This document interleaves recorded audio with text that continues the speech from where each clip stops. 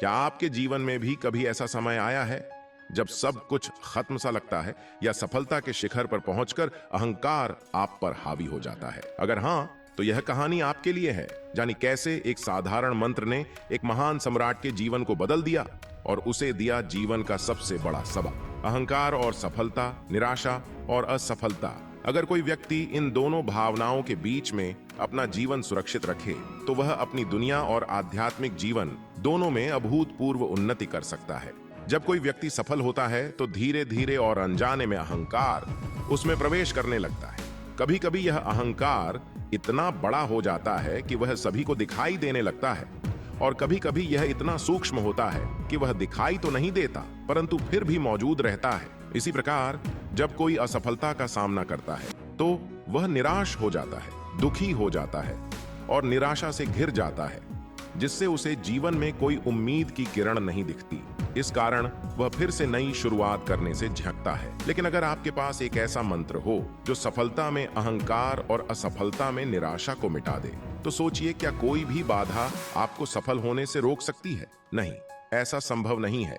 आज मैं आपको एक कहानी बताने जा रहा हूं जिसमें आपको ऐसा ही एक मंत्र मिलेगा जो इन दोनों समस्याओं का समाधान करेगा। तो आइए उस कहानी की ओर बढ़ते हैं। बहुत समय पहले मगध राज्य का एक बहुत प्रसिद्ध सम्राट था। वह कई राज्यों पर शासन करता था और एक बहुत ही प्रतिभाशाली सम्राट था। उसकी प्रजा उससे बहुत खुश थी और कोई भी उसकी बुराई नहीं करता था। लेकिन राज्य के कामों में इतने व्यस्त रहने के कारण सम्राट के पास अपने लिए समय नहीं बचता था।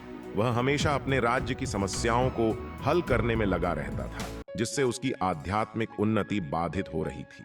सम्राट को जीवन की नश्वरता का बोध होने लगा था। वह जानता था कि चाहे आप जीवन में कुछ भी कर लें, वह स्थायी नहीं रहेगा। अंततः मृत्यु सब कुछ खत्म कर देती है। इसीलिए एक दिन उसने अपने मंत्रियों और राज्य के सभी विद्वानों की सभा बुलाई। सभी दरबार में बैठे हुए थे और सम्राट अपने सिंहासन पर बैठकर कहने लगा, मान्य सदस्यों, हमारी बातों पर ध्यान दें। देखिए, हम अपनी जिम्मेदारियों को पूरी तरह निभा रहे हैं, लेकिन इस प्रक्रिया में एक समस्या उत्पन्न हो गई है। हमारे पास उपनिषदों, ग्रंथों और अन्य महान ग्रंथों का अध्ययन करने का समय नहीं है। हम आप सभी विद्वानों से विनम्र अनुरोध करते हैं कि हमें एक ऐसा मंत्र दें जो इन सभी ग्रंथों का सार हो, ताकि हम उन ग्रंथों का मूल्य जान सकें और बिना उन्हें पढ़े भी उनका ज्ञान प्राप्त कर सकें। और जो भी विद्वान हमें यह मंत्र देगा उसे हम बड़ा इनाम से पुरस्कृत करेंगे। राजा ने मंत्रियों को 1 हफ्ते का समय दिया। सभी मंत्री और विद्वान मोटी मोटी किताबें लेकर उस मंत्र को ढूंढने में लग गए जो सभी ग्रंथों का सार हो। बहुत प्रयासों के बाद भी कोई विद्वान ऐसा मंत्र नहीं खोज पाया जो जीवन का सार सिर्फ एक पंक्ति में समेट सके। आखिरकार 1 हफ्ते के बाद वे सम्राट से कहने लगे, महाराज, हमने पूरी कोशिश की, हमने सभी ग्रंथों को पढ़ा, लेकिन ऐसा कोई मंत्र नहीं मिला जो सब कुछ एक पंक्ति में समेट सके। खुद सोचिए, इतनी मोटी किताबों का ज्ञान एक पंक्ति में कैसे आ सकता है? यह सुनकर सम्राट ने कहा, कोई न कोई उपाय जरूर होगा। अगर आपसे यह हल नहीं निकल सका तो हमें किसी ऐसे व्यक्ति के बारे में बताएं जो हमारी समस्या का समाधान कर सके। उसी समय एक मंत्री ने कहा, महाराज, हमारे पड़ोसी राज्य में एक बहुत प्रसिद्ध संत रहते हैं। मैं निश्चित तो नहीं कह सकता, लेकिन शायद वह आपकी समस्या का समाधान कर सके। आपको एक बार उनसे जरूर मिलना चाहिए। यह सुनकर अगले ही दिन सम्राट अपने कुछ सैनिकों और घोड़ों के साथ संत से मिलने गया। वहां पहुंचने पर उसने अपनी समस्या संत को बताई। संत ने उनकी समस्या सुनने के बाद कहा, हे राजन, मेरे पास भी ऐसा कोई मंत्र नहीं है। मैंने कभी इस बारे में सोचा नहीं, लेकिन मेरे गुरु ने मुझे एक अंगूठी दी थी। इस अंगूठी के नीचे 2 पर्चियां हैं जिन पर मंत्र लिखा हुआ है। एक पर्ची सफेद रंग की है और दूसरी काले रंग की। मेरे गुरु ने मुझे बताया था कि जब भी तुम्हारे जीवन में सबसे बुरा समय आए, जब तुम्हें लगे कि सब कुछ खत्म हो गया है और जीने का कोई सहारा नहीं बचा है, तब सफेद पर्ची खोलना। उसमें एक मंत्र मिलेगा जो तुम्हें उस कठिन समय से निकाल लेगा। और जब तुम्हें लगे कि तुमने जीवन में सब कुछ हासिल कर लिया है, तब काली पर्ची खोलना। उसमें वह मंत्र मिलेगा जो तुम्हें उस समय की सच्चाई बताएगा। संत ने कहा, मैंने आज तक इन पर्चियों को खोलने की आवश्यकता महसूस नहीं की, क्योंकि मुझे जीवन में कभी ऐसा समय नहीं आया। इसलिए अब मैं यह अंगूठी आपको देता हूं। सम्राट ने अंगूठी को स्वीकार किया और अपने राज्य लौट आया। समय बीतता गया और राज्य में सुख समृद्धि बनी रही। कई बार सम्राट के मन में अंगूठी खोलने का ख्याल आता, लेकिन संत की बात याद कर वह ऐसा नहीं करता। उसे लगता था कि साधारण परिस्थितियों में इस मंत्र को खोलना व्यर्थ होगा। समय की प्रवृत्ति ही है कि वह हमेशा बदलता रहता है। और इसी तरह एक दिन पड़ोसी राज्य के राजा ने सम्राट पर हमला कर दिया। सम्राट ने अपनी सेना के साथ डटकर मुकाबला किया, लेकिन दुश्मन की सेना बहुत बड़ी थी। युद्ध में हार का सामना करना पड़ा, राज्य तहस नहस हो गया, घरों का विनाश हो गया और अनेक सैनिक मारे गए। अंत में सम्राट को अपनी जान बचाने के लिए कुछ सैनिकों के साथ भागना पड़ा। सम्राट के परिवार का भी अंत हो चुका था। अब सम्राट अकेले रह गए थे। कुछ समय बाद सैनिक भी उनका साथ छोड़कर भाग गए, क्योंकि उन्हें लगा कि शत्रु सेना उनका पीछा कर रही है। अब सम्राट अकेले रह गए थे और अपने घोड़े पर सवार होकर पहाड़ी रास्तों से आगे बढ़ रहे थे। तभी उन्हें शत्रु सैनिकों की पदचाप सुनाई दी। सम्राट ने तुरंत अपने घोड़े से उतरकर एक झाड़ी में छिप गए। तभी उन्हें संत द्वारा दी गई अंगूठी याद आई। उन्होंने अंगूठी से सफेद पर्चे को निकाला और उसमें लिखा मंत्र पढ़ा। उस मंत्र को पढ़ते ही सम्राट के चेहरे पर एक हल्की मुस्कान आई। पर्चे पर लिखा था, यह समय भी गुजर जाएगा। मंत्र पढ़कर सम्राट के मन में साहस जाग उठा। उन्होंने वहां छिपे रहकर शत्रु के सैनिकों से अपनी जान बचाई। पूरी रात सैनिक उन्हें ढूंढते रहे, लेकिन असफल रहे। अगली सुबह सम्राट झाड़ियों से बाहर निकले।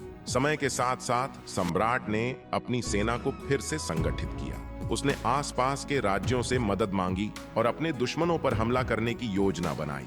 बड़ी बहादुरी से लड़ाई लड़ने के बाद सम्राट ने अपनी खोई हुई जीत हासिल कर ली। उसकी जीत ने उसे और अधिक प्रसिद्ध बना दिया, क्योंकि उसने अपनी छोटी सी सेना के साथ एक विशाल सेना को पराजित किया। इस विजय के बाद उसका यश और गौरव पहले से कहीं अधिक बढ़ गया। सम्राट के लिए यह समय बहुत महत्वपूर्ण था। उसे ऐसा लगा कि अब उसके जीवन में कुछ भी अधूरा नहीं बचा। उसने जीवन के सभी पहलुओं का अनुभव किया था। जब उसे यह एहसास हुआ तो उसे संत की दी हुई अंगूठी फिर से याद आई। संत ने कहा था कि जब तुम्हें लगे कि तुम्हें जीवन में सब कुछ मिल गया है, जब तुम्हें कुछ पाने की इच्छा न रहे, तब वह दूसरी पर्ची खोलना। सम्राट ने मन ही मन सोचा कि अब वह समय आ गया है। उसने अंगूठी से काले रंग की पर्ची निकाली और उसे खोल कर देखा। जैसे ही उसने पर्ची को पढ़ा, उसके चेहरे पर एक उदासी छा गई। पर्ची पर लिखा था, यह समय भी बीत जाएगा। इस वाक्य को पढ़कर पहले तो सम्राट को उदासी महसूस हुई, लेकिन फिर धीरे धीरे उसके चेहरे पर एक मुस्कान आई। उसने जोर से हंसना शुरू कर दिया। उसे अब समझ में आ गया था कि जीवन की असली शिक्षा क्या है। सभी ग्रंथों का सार, सभी उपनिषदों और वेदों का ज्ञान इन पर्चियों में छिपा था। दोनों पर्चियों में एक ही मंत्र था, यह समय भी बीत जाएगा। सम्राट ने अब जीवन की गहराई को समझा। जब हम असफल होते हैं, जब हमारे प्रयास असफल हो जाते हैं, तो हमें निराशा और दुख से घिरने की बजाय यह मंत्र याद रखना चाहिए कि यह समय भी बीत जाएगा। यह हमें फिर से खड़े होने और नए सिरे से शुरुआत करने का हौसला देता है। इसके साथ ही जब हम सफल होते हैं और जीवन में ऊंचाइयों पर पहुंचते हैं, तो घमंड का सामना करना पड़ता है। लेकिन घमंड के समय भी हमें यही मंत्र याद रखना चाहिए कि यह समय भी बीत जाएगा। अहंकार और सफलता से मुक्ति का मार्ग। इस मंत्र के माध्यम से व्यक्ति जीवन की क्षण भंगुरता को समझ सकता है। सफलता और असफलता, सुख और दुख, यह सब अस्थाई है। समय के साथ सब बदलता है और कुछ भी स्थायी नहीं रहता। यहाँ तक कि मृत्यु भी सब कुछ समाप्त कर देती है और हमारे जीवन की सारी उपलब्धियां, धन संपत्ति और यहाँ तक कि हमारा शरीर भी समय के साथ नष्ट हो जाता है।